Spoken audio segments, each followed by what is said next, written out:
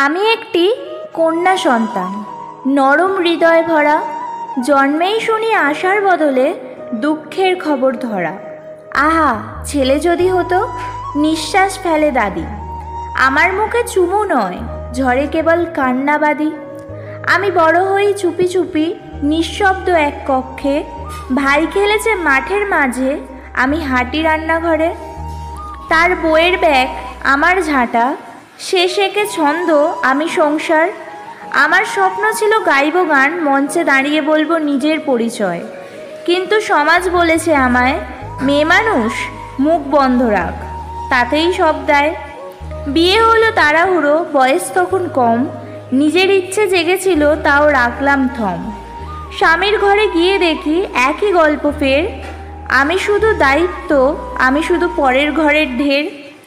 তবু আমি চুপ করি না, আজও বুকেতে বল, আমি তো মানুষ, আমিও পারি জ্বালাতে দীপ্ত আঁচল।